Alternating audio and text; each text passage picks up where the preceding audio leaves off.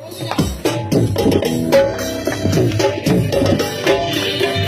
भाई बात वो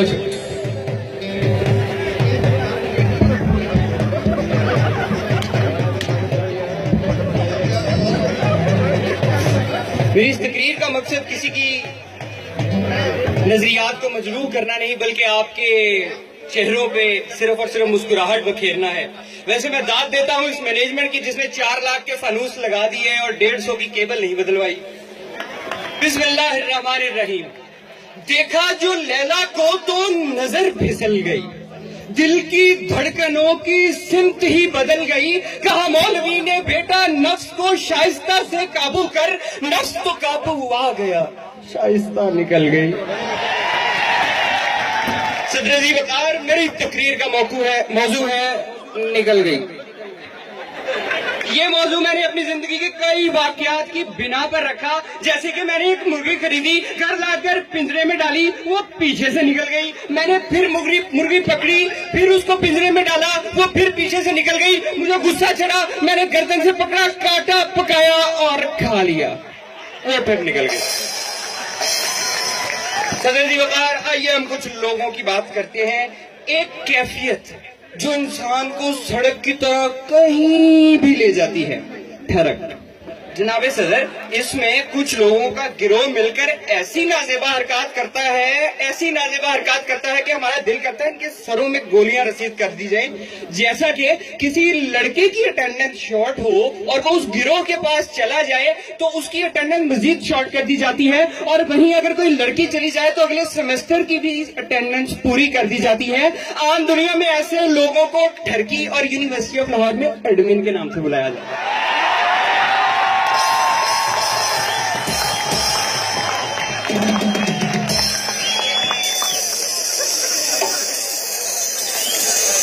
सदर जी वकार, यूनिवर्सिटी के नए नए दिनों में मुझे एक दोशीज़ा पसंद आ गई। वो देखने में बिल्कुल ब्लू बैंड की तरह थी। एक दिन मैं जलाल में आया, उसको जाकर बोला, सीधी बात, नो बकवास, करता हूँ मैं तुमसे प्यार, दिल के हाथों हूँ लाचार, कर ले मेरे साथ दिल का कारोबार। इसके दिल में रहम आया, उसने मुझे पास बुलाया, उसने मुझे अपना हाथ थमाया। मैंने भी दिल का दरवाजा खोल दिया और जाकर उसको बोल दिया, रूप तेरा सुहाना कुड़िए मस्त भरी जवानी, सुनकर वो ये बोली, यारो तेरी मेहरबानी। सदर जी वकार, उसकी आवाज सुनकर मेरी निकल गई, चीख निकल गई। वो नहीं जो आप समझ रहे हैं। खैर जनाबे सदर, समंदर का किनारा, उस पे जुल्फों का नजारा, मैं अपना दिल हारा, सोचा हो जाए 9-2-11। इसके दीदार को मेरे दिल की ट्रेन का इंजन छाइया कर रहा था। वो जुल्फें हटी तो सरदार नाइया कर रहा था। खैर सदर जी वकार, मेरी एक बार फिर निकल गई चीख, वो नहीं जो आप समझे। मैं वहां से भागा। सदर जी वकार, ट्रेन के अंदर चढ़ा, वहां पे एक दोशीज़ा सर पकड़कर बैठी हुई थी। मैंने उसके सर पर जाके बोसा दिया। बोसा उर्दू का लफ्ज है और जिनको इसका मतलब नहीं पता मैं बताता चलूं, ये वही लफ्ज है जो रात के वक्त गुड नाइट के बाद आप अपनी यूनिवर्सिटी वाली अम्मी को लिख के भेजते हैं। खैर सदर जी वकार, मैंने उसके सर पे बोसा दिया, उसका सर का दर्द बिल्कुल ठीक हो गया। फिर वो मुझे कहती मेरे हाथ का दर्द हो रहा है। मैंने उसके हाथ पर बोसा दिया, उसके हाथ का दर्द भी सही हो गया। साथ एक ज़ईफुल उमर बाबा जान बैठे थे, मेरी तरफ देख के कहते, बेटा बवासीर का भी इलाज कर लेते हो।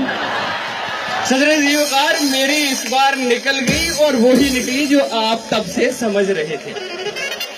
मैं बहुत बेइज्जत हुआ। समंदर में तैरती हुई मछलियों की बात करते हैं, समंदर में तैरती हुई मछलियों की बात करते हैं। आओ जो मिल बैठे हैं तो लड़कियों की बात करते हैं। मेरी अल्लाह से दुआ है कि अभी बारिश हो जाए और आपके साथ जितनी मोनालिजाएं बैठी हुई हैं ये बल्किस घंटी में तब्दील हो जाए। लड़कियों की 3 किस्में होती हैं। लड़कियों की 3 अदद किस्में होती हैं।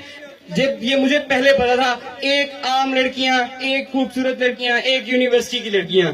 यूनिवर्सिटी ऑफ लाहौर में आने के बाद पता लगा कि इनकी एक और किस्म भी है, और वो है CS डिपार्टमेंट की लड़कियां, जिनका खूबसूरत लड़कियों से दूर दूर तक कोई लेना देना नहीं। सदर जी वकार,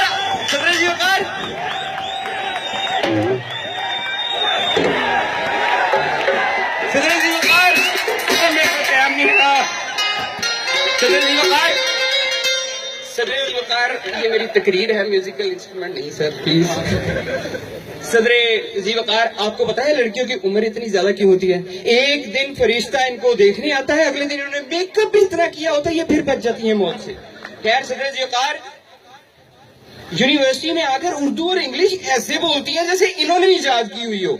जैसा कि जब ये अकेली बैठी होती हैं और उस टाइम ये इस तरह बोलती हैं, वो ना कलम टांगे के पीछे बैठे वजनदार था घोड़ा आगे से चूका गया। मैं ना उसके बाद गोलगप्पा खा रही थी, गोलगप्पा मेरे मुंह में पॉट गया। उसके बाद हम गली में गए, मैं कुत्ता पड़ गया, मैंने जमीन से पाका वाटा उठा के उसको मारा। खैर सदर मेरी एक क्लास वाली थी, उसको मैंने कहा you are fail in English, आगे से मुझे कहती हु टेल यू, अनपॉसिबल।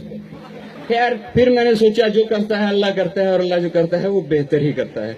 जनाब सदर, वैसे ऐसी भी बात नहीं, लड़कियां बहुत अच्छी भी होती हैं, परोश होतियां मर गईयां नहीं।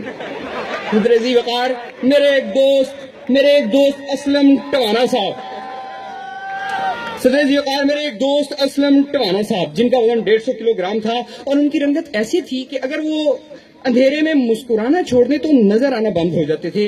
जिस दिन वो पीला सूट पहनते थे, दूर से लगता था बंदा जलाकर ऊपर बरनौल लगा दी गई है। जनाब सदर, हमारी भाभी का वजन भी तकरीबन 300 किलोग्राम था। एक रात नींद में भाभी ने एक टांग टवाना साहब पर रख दी। टवाना साहब बोले, जान एक बात बताओ, सिसक कर मरना अच्छा है या यकदम? टवाना भाभी बहुत ही रोमांटिक अंदाज में बोली, जान यकदम। टवाना साहब ने कहा, फिर तुम अपनी दूसरी टांग भी मेरे ऊपर ही रख दो। खैर जनाब सदर, ये तकरीर लिखने में मुझे बहुत मेहनत लगी, इतनी मेहनत जितनी किसी लड़की को फेसबुक से व्हाट्सएप पे लाने में लगती है। सदर, इतनी मेहनत जितनी यूएल के टीचर से अच्छे ग्रेड लेने में लगती है, इतनी मेहनत जितनी हमारे एक उस्ताद से बगैर गूगल इट कहलवाए कुछ जवाब लेने में लगती है। सदर, इतनी मेहनत जितनी सीएस की फीमेल टीचर के कमरे में जाके उनके छोटे जो बच्चों के दरमियान से गुजर कर उनको असाइनमेंट देने में लगती है। सदर जी वकार, इतनी मेहनत जितनी सर हमाद को खिड़की से बच्चे पकड़ने में लगती है। उम्मीद करता हूं कि आप सबको पसंद आई होगी। अस्सलाम।